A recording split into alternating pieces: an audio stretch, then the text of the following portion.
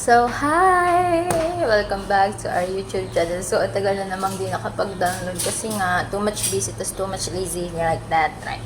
So, ayun, may nakita ako sa social media, sa Facebook, ng toge. So, namiss ko lang mag-toge. Namimiss ko din maglumpiang toge. Kasi favorite ko talaga yun. Tapos, na isang araw, si mama, yung nanay ng amo ko, bumili siya ng munggo. So, sabi ko sa kasamahan ko dito, sa tagaluto dito sa baba, sabi ko, gusto kong gawa ng toge kung alam niya. Sabi niya, alam naman niya at nakatikim na siya. So, ayun, naisip ko at naisip namin gumawa. So, gagawa tayo ng toge, pero hindi ko sure kung magiging maganda ang kalabasan niya. Pero, nag-try ako noon, pero palpak yung gawa namin. Palpak yung gawa namin nung una. Tapos nung bili ulit si mama, naisip ko ulit, nanood ako sa social media like that. So, ito nga pala siya. Say hi! Come! Taali, habibti. Yali, come. Hi! This is my friend Sri Lanka. Siya yung tagaluto dito sa baba. So, minsan tumutulong ako. Tinutulungan ko siya kasi nga kumuha kami ng pagkain ng amo ko dito sa baba. Dito kasi kami sa nanay ng amo ko nakatira. Ouch! Why you hurt me? May nunin. So, ayun nga. Supportive man siya sa mga gusto kong gawin na pagkain. Kinakain din naman niya. Hindi naman siya maarte. Meron kasing mga ibang kasamahan, lalo na sa kasambahay, napaka-arte sa pagkain o ayaw niya kainin yung pagkain na niluto mo, ganun. Pero siya hindi. Napakaswerte ko rin kasi dito sa baba, napakabait niya. Lahat naman ng kasama namin dito sa bahay, mababait. Minsan nga lang may mga sumpong, kaya intindi na lang, tsaka pakikisama na. So, ayun nga, gagawa kami ng toge, gagawa akong toge, ganyan. So, papakita ko sa inyo yung result. So, ngayon gagawa tayo. So, ganito na nga yung gagawin natin. Ayan, ito ang munggo, tapos ilalagay natin siya sa bottle.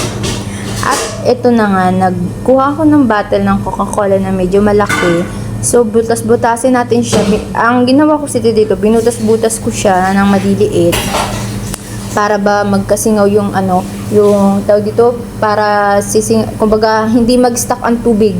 Hindi mag-stuck ang tubig dito sa loob ng bottle kapag nilagay natin yung munggo. Kasi pag may tubig kasi siya, mangyayari masisira siya. So, kailangan basain lang natin ang munggo. Kumbaga, parang basa lang siya para magtubo. So, ito nga yung munggo. Hugasan natin siya. Pagkatapos natin hugasan, ilalagay natin siya dito sa bote. So, ayan, nilagay. Medyo nahirapan akong paglalagay nito kasi nga wala siyang ang tawag doon?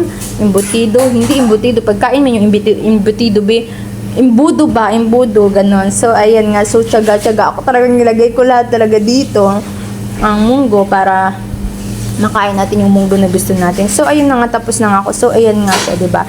Unti lang siya. Tapos, ito na nga, ito yung one day niya. So, ayan, kung makikita mo, nagtubo na siya, B. Ayan, yan, nagtubo na siya. Oh my God, I'm so excited. So, mga 1 to 3 days. Ito, 3 days na to, B. Tapos na siya. 1 to 3 days. Ngayon 3 days. Gusto ko ba sana siyang 4 days kaso parang medyo masisira siya ganon. Ayan, siko. Ayan, tinanggal na nga natin siya sa bottle. Ito na nga siya. Actually, hindi siya totaling ganun sa nabibili natin ganun sa nabibili ko sa Pinas, pero okay lang yun. At least may toge na tayo, so ito na nga siya, ginisang toge. So ayan, nakakain na kami ng lunch ng mga kasama ko. So ayan ang toge, chicken, ginger and onion. Yeah, yummy. So yala, let's eat well and eat more. Bye. Thank you for watching. Mwah.